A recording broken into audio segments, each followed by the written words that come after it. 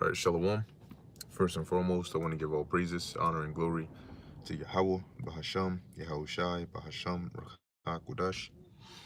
Double honors to the elders and the apostles of Great Millstone, and peace and blessings to the elect. And yeah, I wanted to get into this lesson, okay, dealing with the manifestation of the sons of God, okay, which in the Hebrew, all right, the sons of God being the the children of Israel, all right, or Yashar Allah, which is um he prince of the power, okay. And so yeah, with all these things happening, ultimately it all ties back to prophecy, okay, because these are the effects or the signs of the manifestation of the sons of God, okay, of the coming back, the waking up, the shaking of the bones, the all of these things, the Lord basically waking up, all right, the nation of Israel. And it's not exclusive to only the elect. Okay, you're gonna have people that are not of the elect that are gonna wake up and know that they're Israelites, but it doesn't mean that they're gonna be delivered. Okay, because it's a part of prophecy. Now, I wanted to start off here because for a long period of time, all right, majority of our people have been asleep.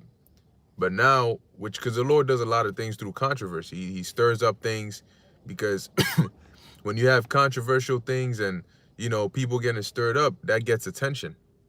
Okay, and that attention, remember, you can't do anything against the truth before the truth. So whether you try to give bad attention, all right, or good attention to this word, it's still gonna go out. All right, and that's what matters, that the word is going out, that it's reaching more people. Okay, and more people are being marked. You see, because regardless of what side you're on, all right, or what side you say, oh, I support this or I support that, the fact that now you have been exposed to this, the word has gone out. And if you don't, if you are not on of the elect, Salakia, I mean,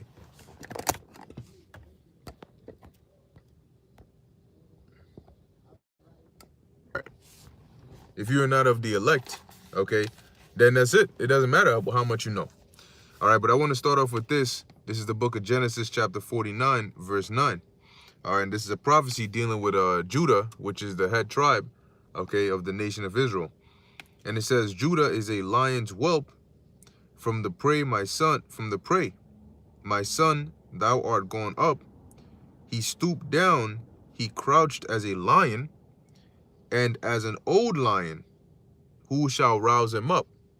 Okay, because what it's saying is basically, for a long period of time, you had predominantly the tribe of Judah, which were in that state of being beat down, of being, under, okay, crouched, as it says, like an old lion, just down and crouched and woe is me, and catching hell and all of these things.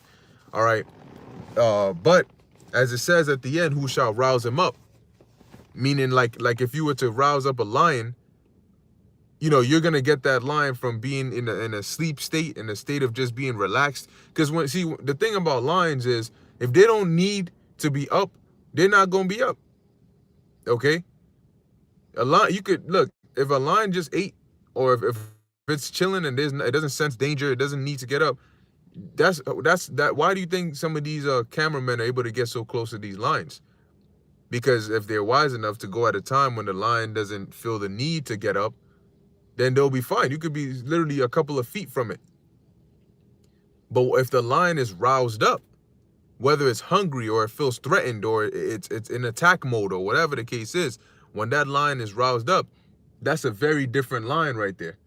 Okay, that's one that's getting ready to put in work. And it's dangerous, very, very dangerous. All right. So as it says, who shall rouse him up? Which ultimately the Most High is going to be the one that is is rousing up, all right, the tribe of Judah, but really is extending to all 12 tribes. Okay, and the Most High is doing that via Esau, Edom, all right, via Amalek, via different events that are taking place in the world. The same way the Most High stirred up, or stirring up the Medes, Gog and Magog.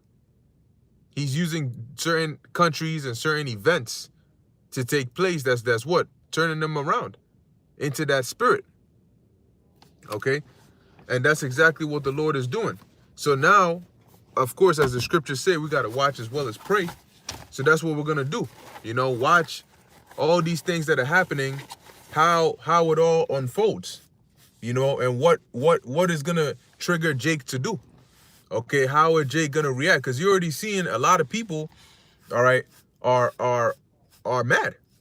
Okay, a lot of people are angry and they're saying, look, this doesn't make sense for you to ostracize and, you know, basically demonize Kyrie, all right, for say that he's anti-Sem if he's a, you know, and a lot of people are I mean, you have some people that are on the other side, and then now they're saying that you know, basically there's that post that he put up, all right, giving an apology. And then I believe they said that they couldn't accept the $500,000 that he was supposed to donate or something like that, you know. But there's a lot of different things being said and going on. But the point is that it's not just about one person. Okay, the point is the effect that this is happening, or that the effect that this is having on an overall scale on Jake. Okay, the mindset that is putting Jake into. Realizing who are your enemies, because we have enemies. The scripture, Psalms the 83rd chapter tells you that. All right. But anyway, moving on to the next one, because like I said, this is all a part of the manifestation of the sons of God. All right. The manifestation of the sons of God is not going to come without conflict, and not in the sense of, you know, us physically going around it. No. Okay. But you're going to have conflicting views, differences. And the thing is, the devil doesn't play fair. Okay, so they're not going to, you know, oh, well, let's sit down and talk this out. No. They're going, because they know that when it comes to spiritual, they're going to lose that. All right, they can't win a spiritual war, a spiritual battle. So they got to get carnal. They got to set up different events. They got to take it there. All right, and that's what this devil plans to do. He needs justification. He needs reason to be able to try and come down upon us with great wrath. All right, Isaiah 59 and 19, yeah, to come in like a flood. All right, so carrying on, Lord's will, it won't be a long lesson. All right, but there are a lot of prophetic precepts, you know, or prophetic scriptures, all right, that we are living in the time of right now. Now, this is the book of Isaiah, you know, which this is also a good one, Isaiah the 19th chapter. It covers a lot of good stuff. But Isaiah 19 and 17, because at one period you had Jake in that docile state, all right, in that condition of just being but now they're being roused up, because now it's like Jake, you know, for the longest we've been out there teaching, but once again, it's more so like, yeah, you know, that's them, they doing that, and I mean, it is what it is. I hear you, but I'm not really, you know, all up in it like that. But now that it's like somebody's trying to take that away, it's like what's this thing? When you have something, right, in your house or in your room or whatever, and you know it's just there, and you know, to you it's regular, you barely even use it, you barely even touch it, but in the second somebody wants to take it away, then it becomes more then you start to think about it more, because then you start to think, okay, well, how much do I actually need this? Because if I don't have it anymore, I mean, if they take it away, that's it, I'm not gonna get it back. Will I ever need it? You know, like what? Then all of a sudden you start to view it differently. So the point is, Jake knows, all right. But now that you know, there's you know, the Jays are trying to basically tell you that you can't say anything related to that. All right, you can't declare anything of that sort, and they will not. They're basically telling you that, look, we're not gonna let you live. We're not gonna let you go until you come and follow the lies that we've taught you. Because if you stand up for the truth, that's a no-no. We're going to keep at it until you fall back, until you get broken. All right? And that's the thing. But that's why the Lord set up the prophets, because our job is to tell the truth no matter what. That's why the prophets were killed in the past. Okay? We don't have a breaking point.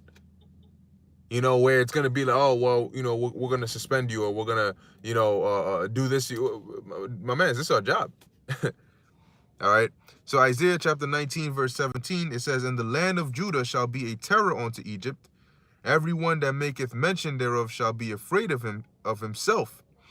And now, the land of Judah is referring onto the tribe, but really, it's not going to be just Judah, but it's starting with Judah, because Judah is the head tribe. Okay, because of the counsel of the Lord of hosts, which he hath determined against it. And that's what's coming out right now, the counsel of the Lord of hosts. And the Lord is not the author of confusion. So as the truth comes out, they're afraid. Okay? Because, once again, it starts with who shall rouse him up. Okay? But as Jake starts to wake up, they start to get more and more roused up.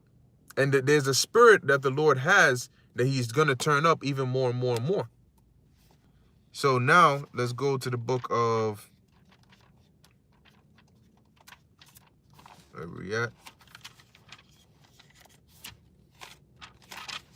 Salakia, let me try to find this precept real quick. You know, and it's not all happening by coincidence. All right, this is meant to happen. It's set to happen. There's no going around it.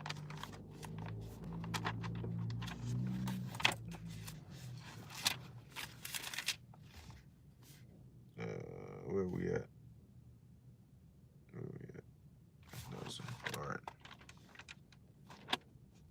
All right.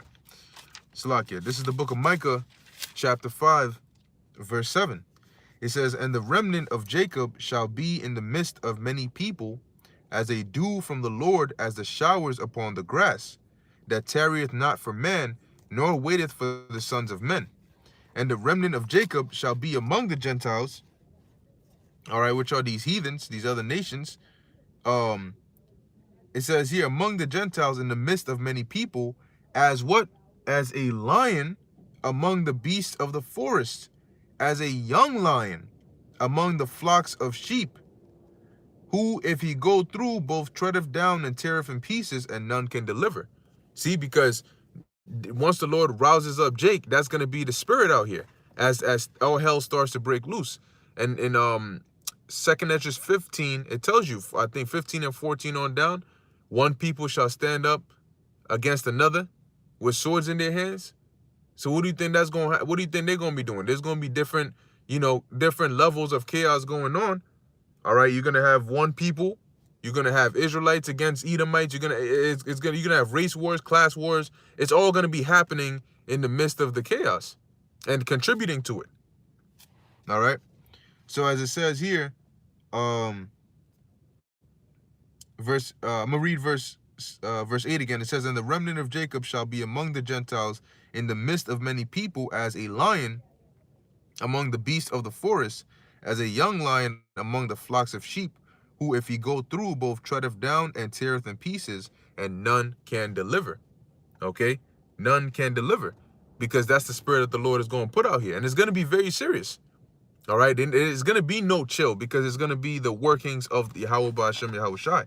All right? But that is a part of the manifestation of the sons of God. And there's going to be a time for that. But it's going to be done through the spirit and power of Yahweh Ba'ashem Yahushai.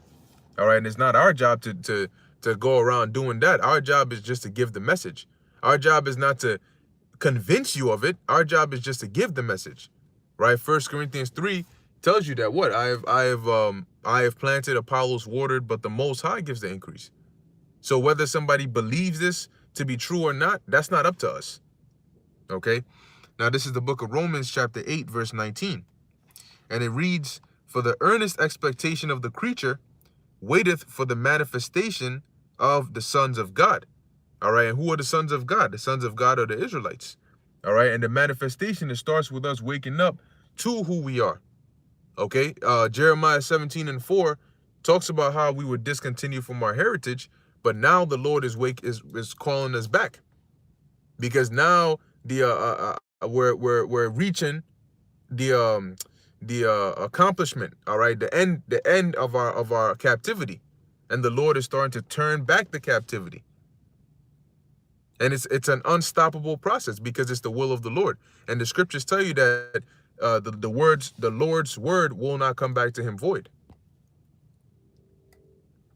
Okay, because ultimately the world knows that matter of fact, let me get that. All right, now I'll close it off on this, Lord willing. This is Proverbs 29:2. It says, when the righteous are in authority, the people rejoice. Why? Because when the righteous are in authority, things get done the right way.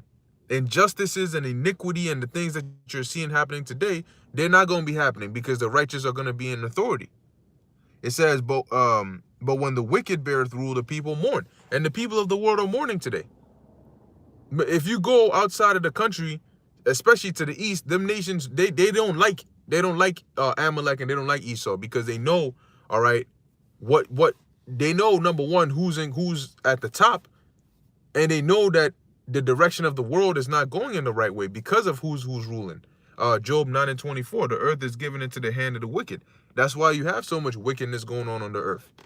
All right, because that's what they support. That's what they push. That's just them. And so the world is waiting for the manifestation of the sons of God to make things right. And that's going to start with the elect of the nation of Israel. Whether you like it or not, that's what the Lord has set up. All right. And what's going to happen is what the Lord's will is, according to the scriptures. The thing about it is, we're using the Bible, we're going into the prophecies, and we're reading to you what the Lord has set up to happen. We're not making anything happen. All right. We're just proclaiming what is set to happen ahead of time. And as you will see, and as you are seeing, the prophecies are coming to pass, and there's nothing that you can do about it. Okay, and it's a beautiful thing, because our captivity is finally, coming to an end. And the place where we suffered so much, the Lord is going to avenge us over this place. All right, thus saith the scriptures. So anyway, with that, I'm going to end it here. Lord willing, that was edifying to the elect. In closing, I want to give all praises, honor, and glory to Yahweh, Bahasham, Yahweh Shai, Bahasham, Rachak Wadash. Until next time, Shalom.